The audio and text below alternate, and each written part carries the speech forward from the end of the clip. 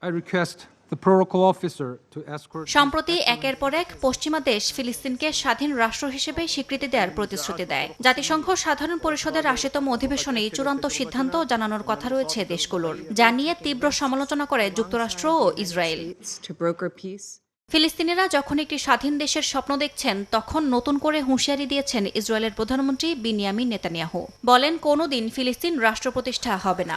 ওই ভূখণ্ড ইসরায়েলের অংশ বলেও দাবি করেন তিনি। অধিকৃত পশ্চিম তীরের বৃহৎ বসতি স্থাপন প্রকল্পের উদ্বোধনী অনুষ্ঠানে একথা বলেন নেতানিয়াহু। বৃহস্পতিবার তার এই বক্তব্য সরাসরি সম্প্রচার করেছে প্রধানমন্ত্রীর কার্যালয়।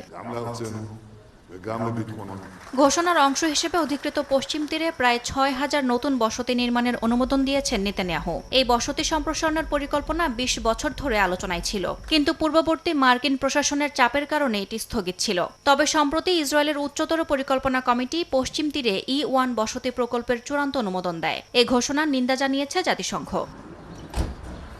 ফিলিস্তিন কর্তৃপক্ষের দাবি, বিতর্কিত E1 পরিকল্পনা আন্তর্জাতিক আইন ও জাতিসংঘ প্রস্তাবের সরাসরি লঙ্ঘন। এমন মনোভাব ফিলিস্তিন রাষ্ট্র গঠনের সব সম্ভাবনা নষ্ট করে দেবে বলে মনে করছেন বিশ্লেষকরা।